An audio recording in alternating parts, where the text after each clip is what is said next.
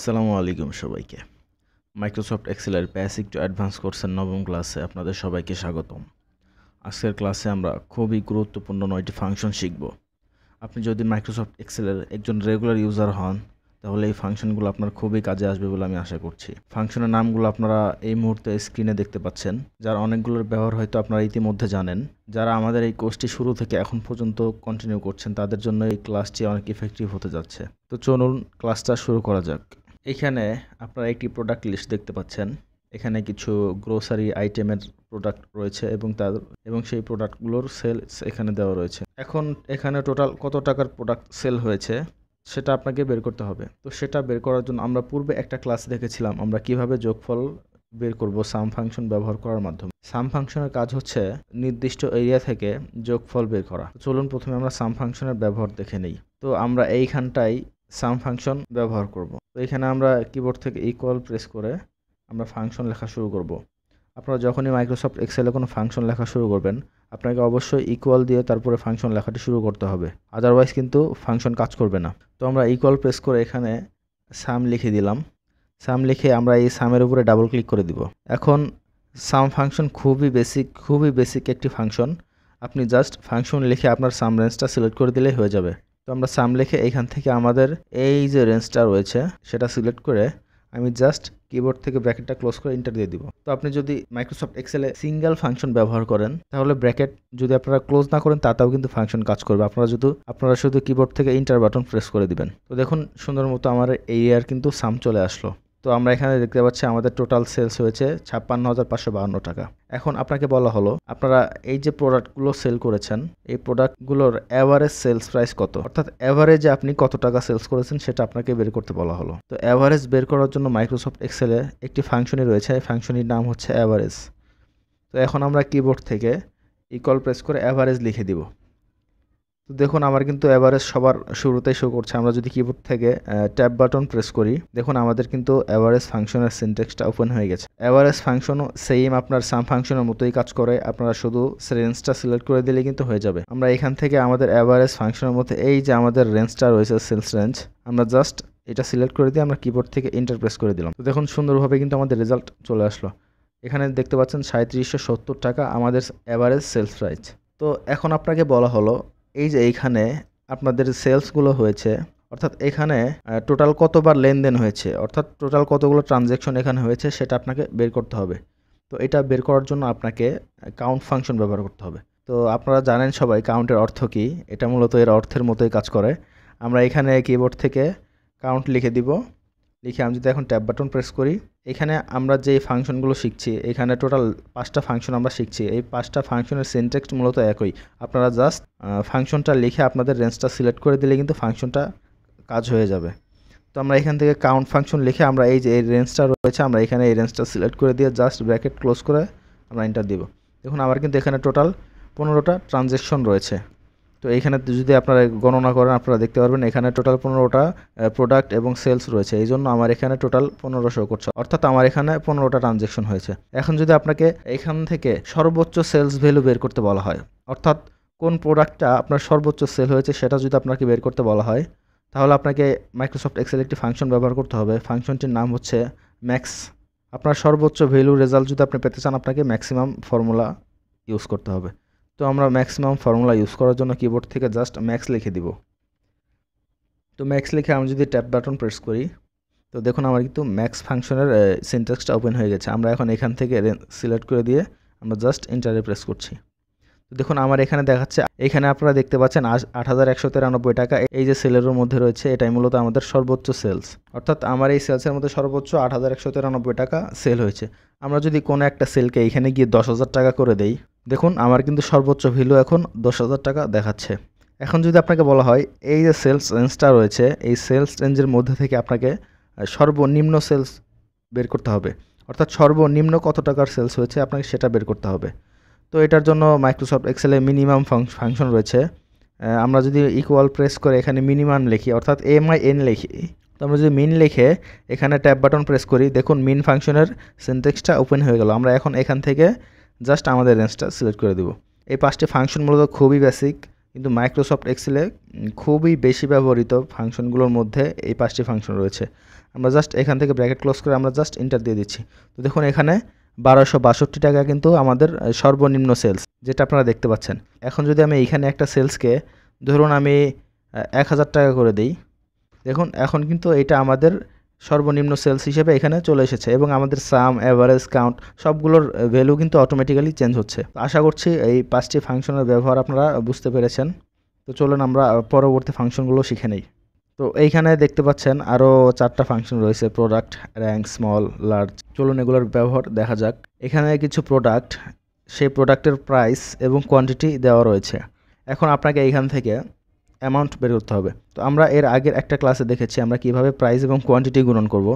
আমরা আগের ক্লাসে শিখেছিলাম আমরা ইকুয়াল দিয়ে যেই সেলের সাথে যেই সেল গুণন করতে চাচ্ছি সেই দুটো আমরা সিলেক্ট করে দিয়ে আমরা গুণন করতাম। আমরা এখানে 15-এর সাথে 120 গুণন করতে চাচ্ছি, আমরা এই দুইটা জাস্ট এইভাবে গুণন করে দিয়ে এন্টার প্রেস করলাম এবং এটার নিচে ড্র্যাগ করলাম। আমরা কিন্তু এইভাবে শিখেছি। কিন্তু মাইক্রোসফট এক্সেলে গুণন করার জন্য একটি ফাংশন রয়েছে, ফাংশনটির নাম হচ্ছে প্রোডাক্ট ফাংশন। অর্থাৎ আপনি এইভাবে গুণন না করে এখানে ফাংশন ইউজ করেও কিন্তু খুব সুন্দরভাবে গুণন করতে পারবেন। তো আমরা এই রেঞ্জটাকে ডিলিট করে দিচ্ছি। আপনি জাস্ট কিবোর্ড থেকে ইকুয়াল প্রেস করে প্রোডাক্ট লিখবেন। আমি যদি এখন প্রোডাক্ট লিখে আমি ট্যাব বাটন প্রেস করি, দেখুন আমার কিন্তু প্রোডাক্টের সিনট্যাক্স ওপেন হয়ে গিয়েছে। এখন আপনাকে জাস্ট করতে হবে কি, আপনার এই প্রাইস এবং কোয়ান্টিটি এই দুইটা একসাথে জাস্ট সিলেক্ট করে দিতে হবে। তো আমি জাস্ট এই দুইটা একসাথে সিলেক্ট করে আমি কিবোর্ড থেকে এন্টার বাটন প্রেস করছি। দেখুন আমার কিন্তু খুব সুন্দরভাবেই এই দুইটার গুণনফল চলে এসেছে। আমরা যদি এইটা এখন নিচে এইভাবে ড্র্যাগ করি, তো দেখুন আমরা কিন্তু ফাংশনের মাধ্যমে এই কাজটা খুব সহজেই করলাম। এখানে কিন্তু আমাকে মাল্টিপ্লিকেশন চিহ্ন বা আমার আলাদা আলাদা করে দুইটি সেল সিলেক্ট করার কোনো দরকার নেই। আপনারা জাস্ট প্রোডাক্ট ফাংশনটি লিখে আপনারা জাস্ট দুইটা সেল সিলেক্ট করে দিলে কিন্তু হয়ে যাবে। তো এরপরে আমরা শিখব র্যাঙ্ক ফাংশন। তো মাইক্রোসফট এক্সেল র্যাঙ্ক ফাংশন কিভাবে কাজ করে চলুন সেটা দেখে নেই। তো আপনারা এখানে যে অ্যামাউন্টগুলো দেখতে পাচ্ছেন, এই সেলসগুলোর মধ্যে কোন সেল সবচেয়ে বড় এবং কোন সেলস সবচেয়ে ছোট, অর্থাৎ বড় থেকে ছোট, এটা র্যাঙ্ক আকারে প্রকাশ করবে। অর্থাৎ সবচেয়ে যে বড় ভ্যালু, আপনারা এখানে সবচেয়ে বড় ভ্যালু দেখতে পাচ্ছেন 9500 টাকা, অর্থাৎ আমার 9500 টাকার এখানে 1 নাম্বার চলে আসবে। তারপরে সবচেয়ে বড় ভ্যালু হচ্ছে 7500, অর্থাৎ দ্বিতীয় বড় ভ্যালু, এখানে চলে আসবে 2 নাম্বার। অর্থাৎ র্যাঙ্ক ফাংশনের কাজ হচ্ছে আপনার নাম্বারের উপর ভিত্তি করে নাম্বারগুলোকে র্যাঙ্ক করা, অর্থাৎ কোন নাম্বার কত নাম্বারের মধ্যে রয়েছে, এটাই মূলত র্যাঙ্ক ফাংশনের কাজ। আশা করছি আপনারা বুঝতে পেরেছেন। তো চলুন র্যাঙ্ক ফাংশন ইউজ করার জন্য আমরা এখানে যেখানে রেজাল্টটা চাচ্ছি সেখানে গিয়ে আমরা এই ফর্মুলাটা লিখে দিব র্যাঙ্ক লিখে আমি যদি ট্যাব বাটন প্রেস করি, এখানে দেখতে পাচ্ছেন প্রথমে চাচ্ছে আপনার নাম্বার। তো র্যাঙ্ক ফাংশনে আপনারা মাইক্রোসফট এক্সেলে প্রত্যেকটা ফাংশন যখন ব্যবহার করবেন আপনারা এই যে সিনট্যাক্স দেখতে পাচ্ছেন এই সিনট্যাক্সটার দিকে ফলো করবেন, তাহলে আপনাদেরকে ফাংশন মুখস্থ করতে হবে না। তো এখানে আমার প্রথমেই চাচ্ছে নাম্বার। তো কোন নাম্বার ভিত্তিতে আপনি র্যাঙ্ক করতে চাচ্ছেন, আমি চাচ্ছি এই যে আমার যে বাম পাশের সেলসটা রয়েছে 1800 টাকা, আমি এই নাম্বারটাকে র্যাঙ্ক করতে চাচ্ছি, অর্থাৎ এই নাম্বারের র্যাঙ্ক ভ্যালু আমি এখানে বের করতে চাচ্ছি। তো আমি এখন কমা দিয়ে দিব। এখন চাচ্ছি রেফারেন্স। তো আপনি এইখান থেকে যেই নাম্বার অর্থাৎ 1800 টাকা যে র্যাঙ্ক করতে চাচ্ছেন, এই কোন সেলসগুলোর ভিত্তিতে আপনি র্যাঙ্ক করতে চাচ্ছেন এটা হচ্ছে আপনার রেফারেন্স। তো এইখান থেকে আমি চাচ্ছি এই যে আমার টোটাল যেই কয়েকটা সেলস রয়েছে এইখানে, আমি এই কয়েকটা সেলসের ভিত্তিতে এখানে র্যাঙ্ক করতে চাচ্ছি। তো এখন যদি আমি ব্র্যাকেট ক্লোজ করে এন্টার দেই, দেখুন এটা কিন্তু আমার 8 নাম্বারে রয়েছে, মানে বড়োর দিক থেকে আমার 1800 টাকা এটা 8 নাম্বার র্যাঙ্ক। তো আমি যদি এটা নিচে ড্র্যাগ করি, আমার ফর্মুলা কিন্তু এখন কাজ করছে না। দেখুন আমার কিন্তু 3টা 1 এখানে চলে এসেছে, 2টা 5 চলে এসেছে। কেন কাজ করছে না চলুন আমরা দেখে নেই। আমরা লাস্টের একটা সেলসে ডাবল ক্লিক করি।